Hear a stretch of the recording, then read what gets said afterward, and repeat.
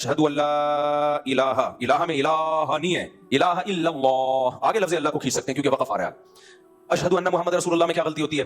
اشہدو میں ہا کو پہلے کھینچیں گے، پھر ان اس کی بھی کوئی اینڈنگ پوائنٹ نہیں ہے، انا ہے بھائی، بس اتنا کافی ہے، اتنا ہی ہے اسلام میں، انا نہیں ہے، پھر ان گھمائے گا بہت اونچا نیچا کرے گا اس کو، انا بس۔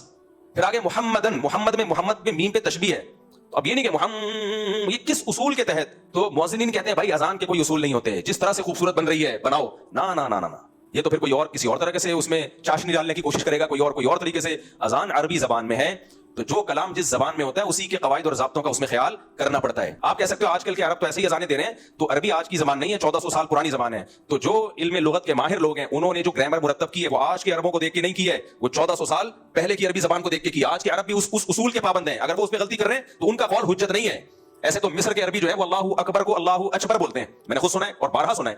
مصر کے جو عربی آتے ہیں نا حج کرنے کے لیے، عمرہ کرنے کے لیے، تو میں بہت دفعہ میں سنا اللہ اکبر۔ اب آپ کو کیونکہ وہ بھی تو عرب ہیں، تو بھائی وہ عرب ہیں لیکن آج ان کے لب و لہجے سعودیہ والوں کے بھی چینج ہو چکے ہیں، مصر والوں کے بھی چینج ہو چکے ہیں، مسقط والوں کے بھی چینج ہو چکے ہیں، تو وہ بھی پابند ہیں کہ جب قرآن اور سنت والی عربی بولیں گے تو وہ ان اصول اور ضابطوں کے پابند ہوں گے۔ اشہد ان کھینچتے چلے جاتے ہیں، محمد کوئی اینڈ نہیں ہے، وہی اپنے لنگس کی طاقت بتا رہا ہوتا ہے۔ پھر رسول اللہ میں رسول اللہ ایسے، یہ رسول کو کوئی مد نہیں ہے، اس پہ کس بیس پہ کھینچ رہے ہو آپ؟ وہ کہ کچھ علماء نے فتویٰ دیا ہے کہ جائز ہے اور دلیل نکالی ہے کہیں سے قاریوں کے کلام سے کہ یہ مد تعظیمی ہے، لیکن کہیں ہمیں ملتا نہیں ہے، یہ بہت کمزور قول ہے۔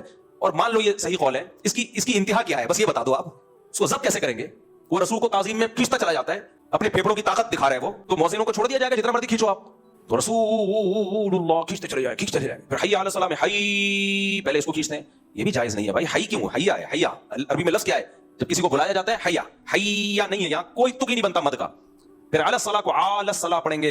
عجیب ہی اذانوں میں اس کو تو فوکس کیا جا رہا ہے کہ کس مؤذن کی اذان خوبصورت ہے، جنہوں نے اذان سکھانے کے ادارے کھولے ہیں وہ بھی خوبصورتی کو تو فوکس کر رہے ہیں، قواعد اور ضوابط کو بالکل بھی فوکس نہیں کر رہے۔ اس کا نقصان کیا ہے کہ مؤذن کو جب کھڑا کر دو آپ مائک کے سامنے تو وہ جانے اور اس کا مائک جانے اور اس کے پھیپھڑوں کی طاقت جانے۔ تو ایک دو دفعہ تو اذان بہت اچھی لگتی ہے یار، مسجد میں بڑی پیاری اذان ہو رہی ہے، 2-4 دفعہ کے بعد لوگ پھر احترام کرنا چھوڑ دیتے ہیں۔